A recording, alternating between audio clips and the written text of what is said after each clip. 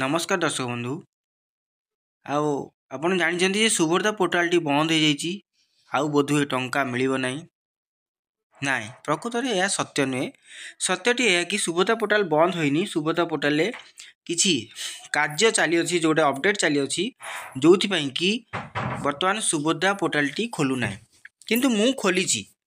केमी खोली ना देखु मु सुभद्रा पोर्टाल खोली आउ यही सुभद्रा पोर्टाल खोलला पर आपण मानक अपडेट दूची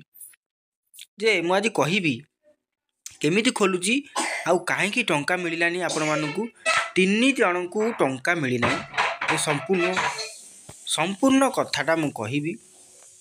कहवा पूर्व प्रथम कही रखुची जदि मो चैनल को नुआ नुआ विजिट कर कि नुआ किए देखुं मो चैनल को निश्चय भाव में सब्सक्राइब करेंगे लाइक करेंगे शेयर करेंगे कमेंट करेंगे आपण मान प्रोब्लेम सॉल्व करने को आम मैंने बसी अच्छु तेणुकर आप निश्चय भाव में प्रोब्लेम टी कहतु एवं सॉल्व करने दायित्व आमर यही मीडिया आम यूट्यूबर मान द्वारा सरकार कान को विभिन्न जो समस्या अच्छी सेटा निश्चय भाव में पहुँचुची आपण मैंने से कहूँ सोशल मीडिया पावर बहुत तो आपण मान प्रोब्लेम टी यही माध्यम से जनइबे निश्चय छोट हो कि बड़ हो आपण मान प्रोब्लेम निश्चय सरकार पाखे पहुँचब तो प्रथम जाणी रखु सुभद्रा पोर्टाल खोलुनी कहीं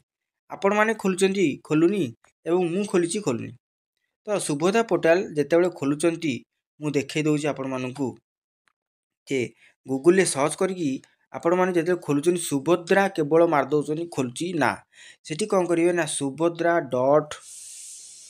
.ओडिशा.gov.in देखो ये पोर्टाल टी मार्च मु मारि देखो खोलीज आप केवल सुभद्रा मार्चन खोलुनी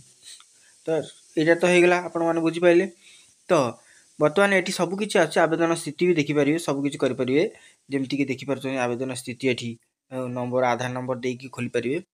ये गला सुभद्रा पोर्टाल कहीं खोलने प्रश्नर उत्तर एमती किसी अपडेट चलती डायरेक्ट आउ सुभद्रा पोर्टाल खोलू ना एमती साइट डायरेक्ट मारिया पड़ो जो सुभद्रा.ओडिशा.gov.in जमीक ये लिखाई आप देखिपे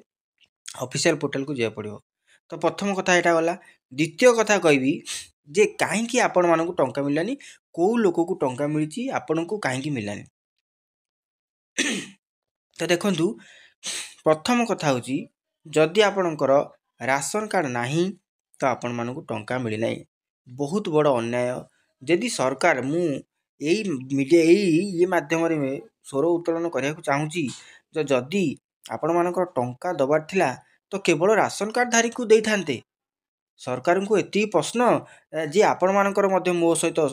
मत ठीक अच्छी ना नहीं आपण मैंने मो सहित मत दिंतु सरकार जाना दरकार जदि राशन कार्ड वाला को टंका दबार थिला तो जो मानक राशन कार्ड अच्छी से डायरेक्ट दे पार था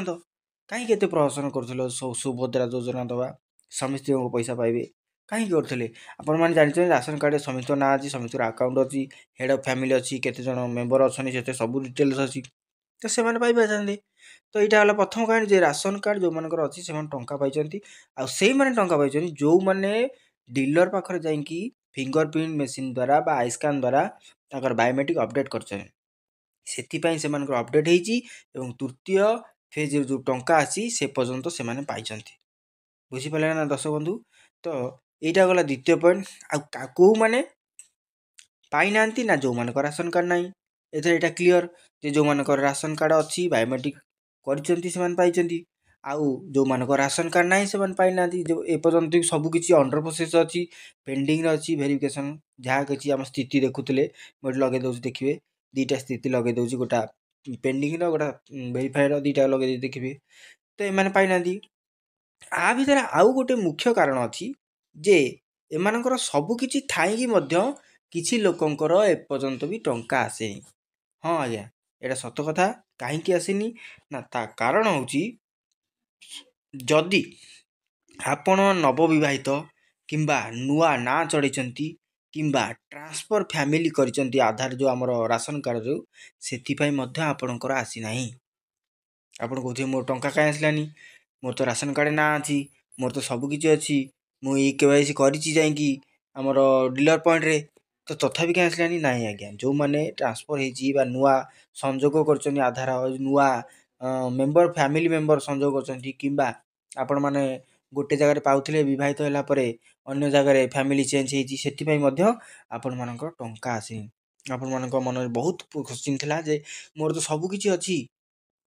ସବୁକିଛି ପ୍ରୋସେସ୍ରେ ଅଛି, ଆମର ପେଣ୍ଡିଂ ଦେଖୁନି ଭେରିଫାଏ ହେଇଛି, କିନ୍ତୁ ଆବେଦନ ସ୍ଥିତି ଯେଉଁଟା ଆମର ଅଛି ଭେରିଫାଏଡ଼୍ ଯେଉଁଟା ଲେଖୁଛି ଆମ ଟଙ୍କାର ସ୍ଥିତି ଅଛି